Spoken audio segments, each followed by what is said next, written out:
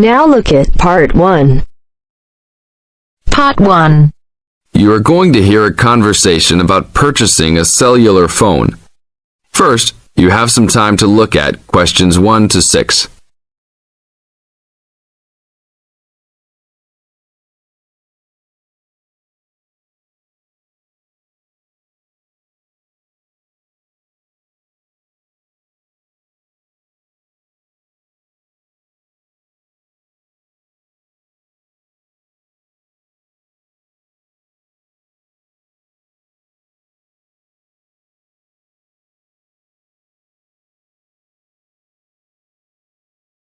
Now listen to the tape and answer questions 1 to 6.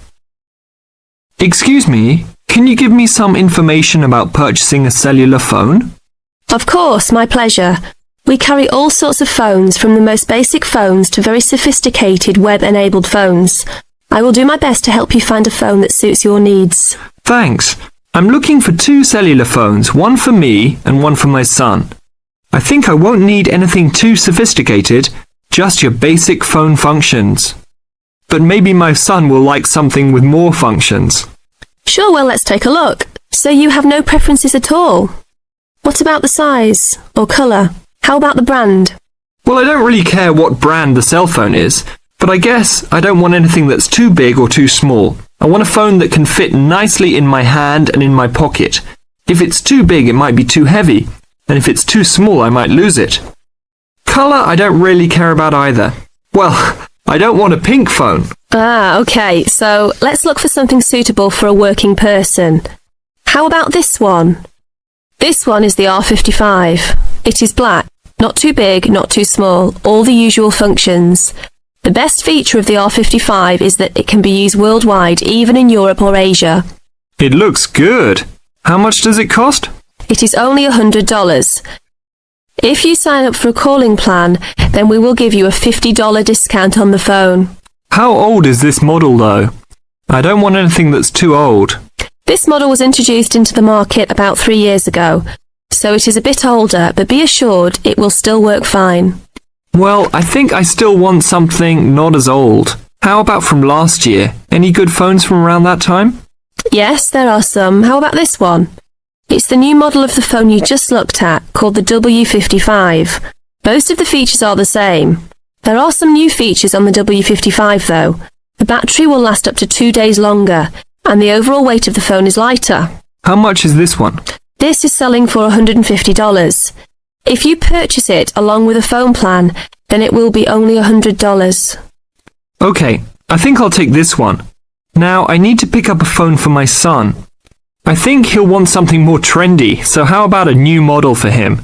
Nothing too extravagant or expensive though. This right here is the newest offering from the leading company in the cellular phone business. The phone is called the Rocket. It is well suited for teenage users.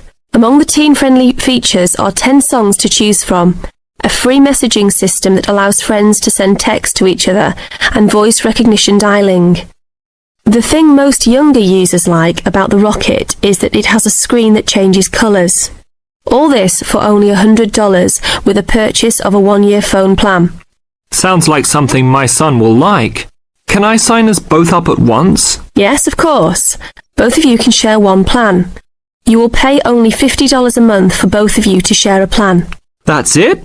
Only $50 a month? Yes, that's all. Now look at questions 7 to 10.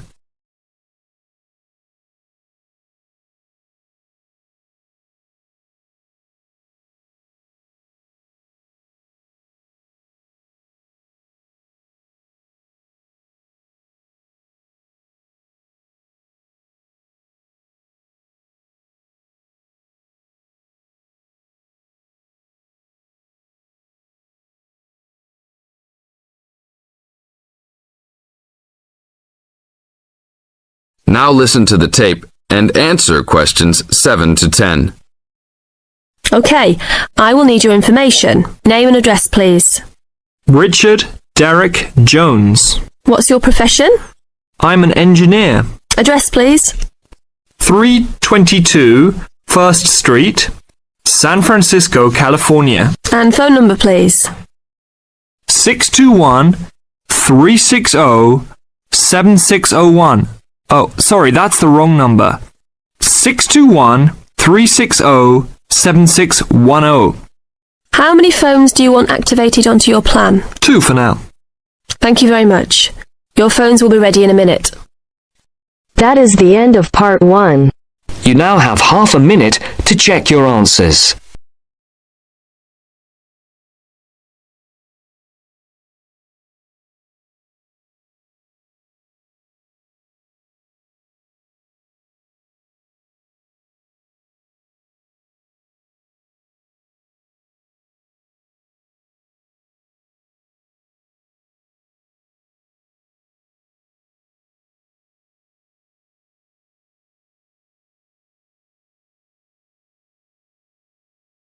Now turn to section 2.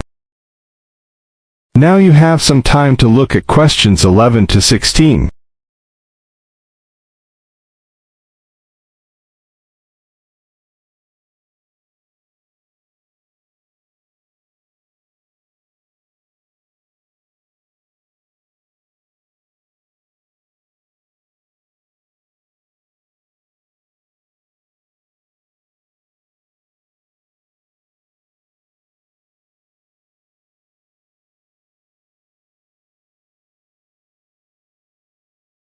Now, listen carefully and answer questions 11 to 16.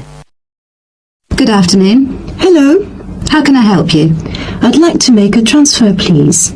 You want to transfer some money? That's fine. Let me just bring up some details. Right, here we are. Can you tell me your name, please? It's Alice Deltour. Okay, and your date of birth? 20th of February 1982. Right, and for security, can I have the first letter of your password? It's B. And the fifth letter?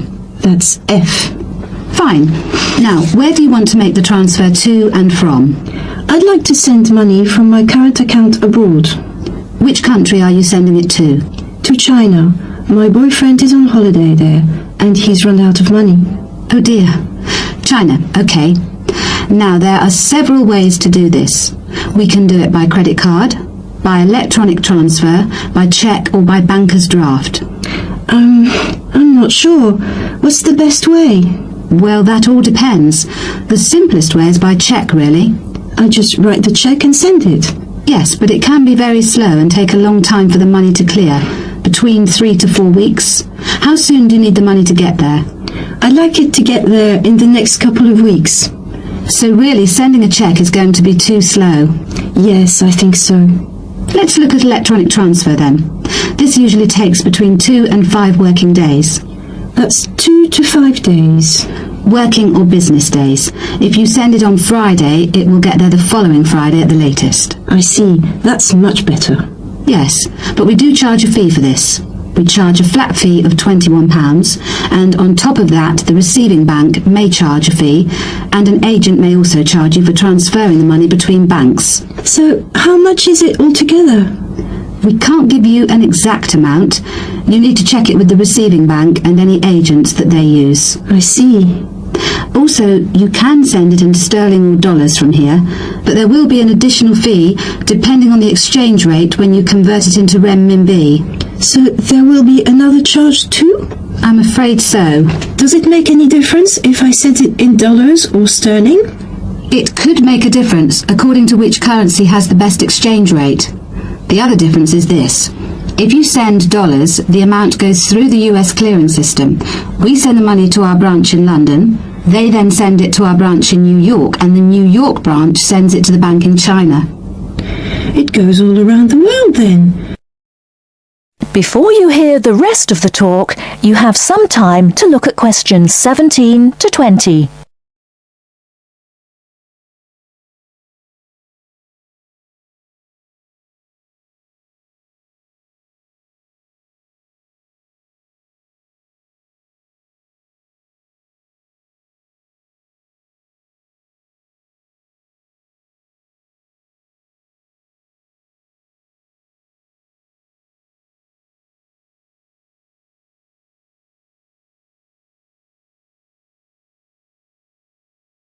Now listen and answer questions 17 to 20.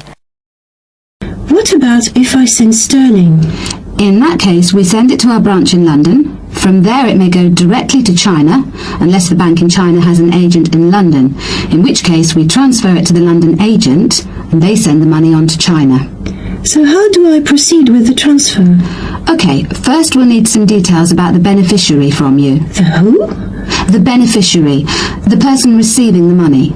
Okay, what do you need to know? We'll need the full name of the beneficiary and their account number. Okay. You need to tell us the name of the bank in China and the address of the branch. We also need the bank's sort code and the SWIFT number. What's a SWIFT number? Basically, it's an interbank code. It helps banks identify each other through a unique code number. Okay, and that's spelt? SWIFT, SWIFT. And the final thing we need is the reason for sending the money. You need a reason from me? I just told you my boyfriend's run out of money. Well, we don't need a reason. The receiving government needs to know why the money is entering the country, and we have to be able to tell them. Okay, so from me you need the bank's name, the address of the branch, the sort code and SWIFT number, the beneficiary's name and account number, and a reason for sending the payment. Yes, that's correct. Okay, so I'll check these out and come back to you with them so we can go ahead with the transfer. That is the end of part 2. You now have half a minute to check your answers.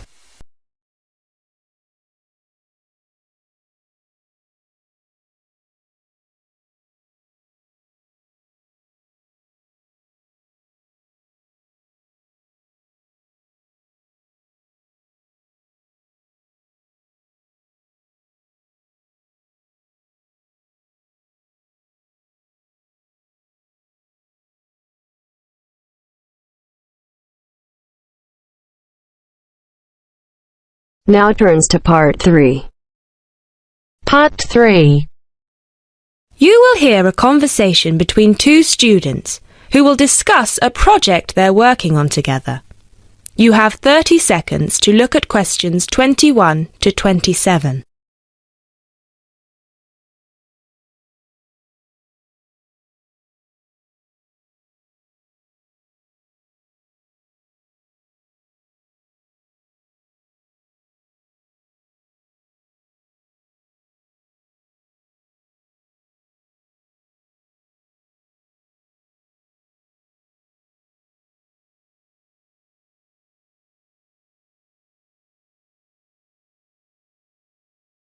Now listen carefully and answer questions 21 to 27. Hey Jess, glad you could make it. We've got a lot to discuss. Hi Matt. Yes, sorry I'm a bit late. I did bring all my notes with me. Yes, me too. Where shall we start? Well, I think it would be a good idea to clarify our objectives just one more time. Yes, good idea. Okay, here we are. We need to record, photograph, and identify the plant species in 10 1-square-meter plots. Does it say anything about where these plots should be and how they should be laid out? Ah, here it is. It says that all the plots need to be no more than 10 meters apart. And how do we choose them? Ah, this is the fun part. I remember this. Here we are. Make a 1-meter square frame using bamboo sticks available from the department stores. Yes, we've already done that. I know, I'm just reading the whole section. Okay. One person stands roughly in the middle of the chosen area and throws the frame. The other person uses a tape to mark out the square where the frame landed and returns frame to thrower. The thrower then turns a few degrees on the spot and throws again. The thrower must turn slightly after each throw and vary the force of the throw until after the 10th throw they are pointing in almost the same direction as the first. That sounds a bit complicated. That's only because it's all in writing.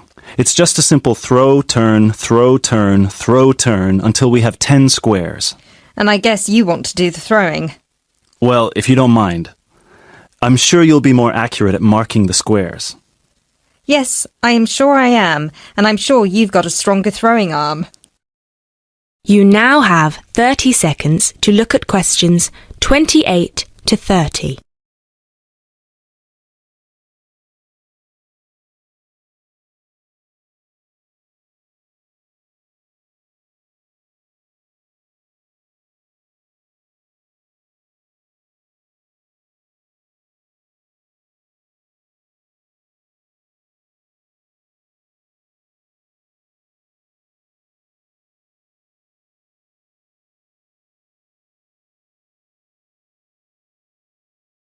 Now listen carefully and answer questions 28 to 30. Okay, good. We've got that sorted. Now we need to decide where to go. Yes, I've been thinking about that and I've brought the map. Ah, well done. I forgot mine. Now, I've identified 3 possible locations, but they've all got some disadvantages. Okay, fire away. Well, the area around this lowland marsh could be interesting. There'll be a lot of interesting water plants here. Looks good, but what's the problem? Mainly that it's already a designated nature reserve, and I think there's already been a lot of research done here. Ah, I see. Well, I'd rather do something that's new and can be useful. I agree. That's why I identified this area further west. See, here, behind the beach. Oh yes, I see. That area there, where it's flat, but quite high. Exactly. If you look a bit further inland, you'll see that there are hills which will protect that area from strong north winds. I see. Excellent. But what's the problem? Just that it may not be very interesting. We know that the geology there is not conducive to a wide variety of plants. I agree. So what's your last idea? Well, I think this one is a bit of a winner, although I did want to show you the other 2. Look up here on the north coast. Where? See this bay? Well, I know that there's been quite a lot of studies done here, but a bit further to the east, behind this headland. No one has ever looked at that. Well, I certainly couldn't see any studies. That is interesting. And the plant life could be a bit different because of the shelter from the wind the headland provides. Exactly. Brilliant, Jessica. That's a great idea. We'll go there. Thanks. Now all we have to decide is when is a good time. That is the end of part 3. You now have half a minute to check your answers.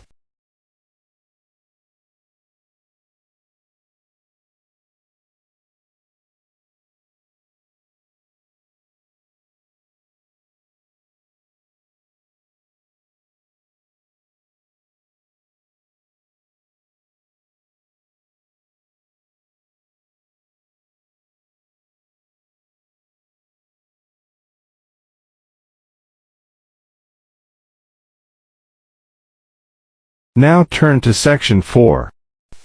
Section 4.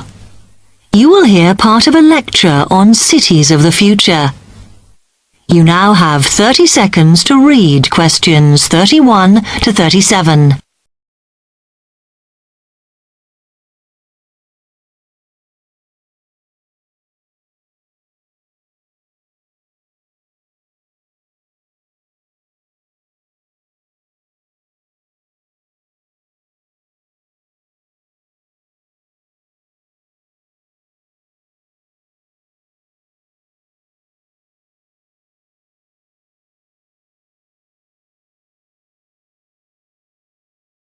Listen carefully and answer questions 31 to 37.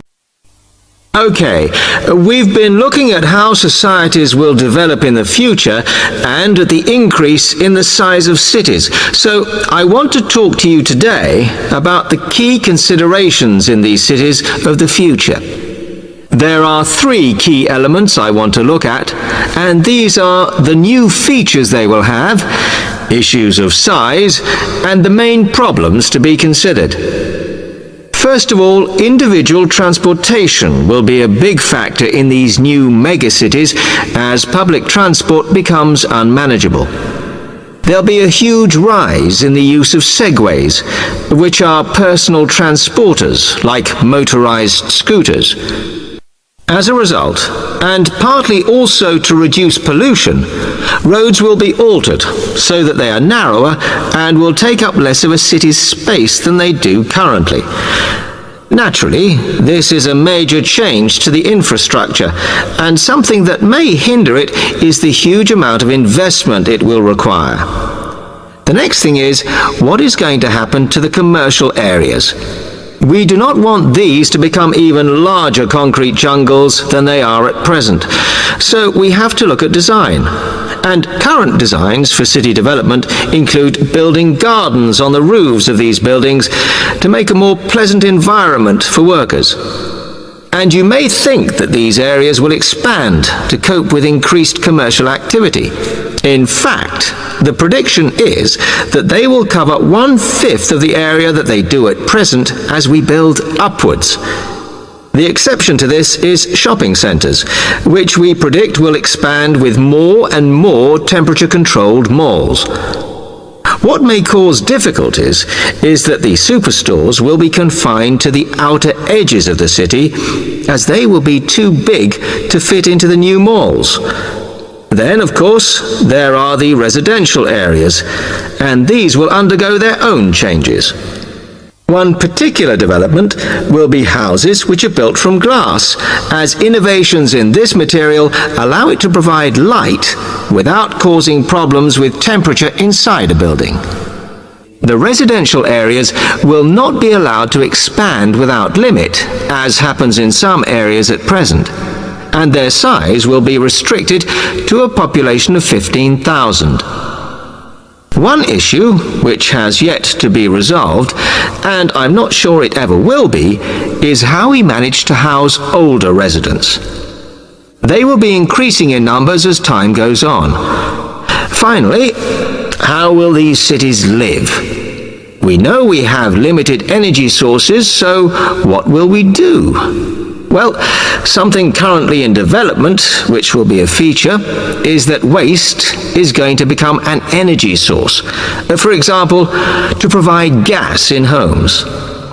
Also, as new technology and systems are developed, we will find that energy plants will become smaller.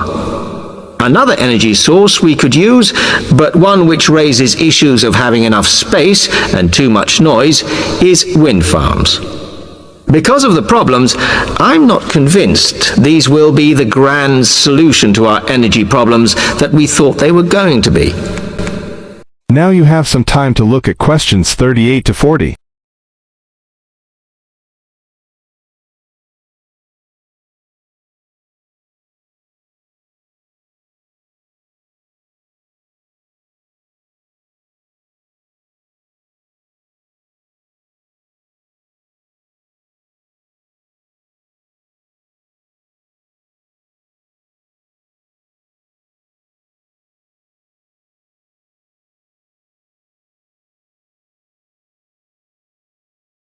Now listen carefully and answer questions 38 to 40. Now, moving on to looking at the social aspect of cities, we need to look at housing and how people will live. Cities currently have flats in the centre, populated by single people and wealthier residents, and families tend to move to the outskirts. In the future, the centre of cities will see a dramatic change. We will see many more examples of cooperative buildings. This is where people join together to form a company that owns the building they live in. And despite continuing shortages, there will also be a rise in the provision of retirement homes in city centres so that the elderly can have easy access to hospitals and shops.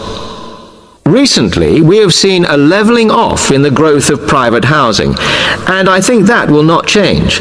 But we are likely to see more social housing, as far fewer people will be able to afford to own their own homes. Okay, now, if anybody has any... That is the end of section 4. You now have half a minute to check your answers.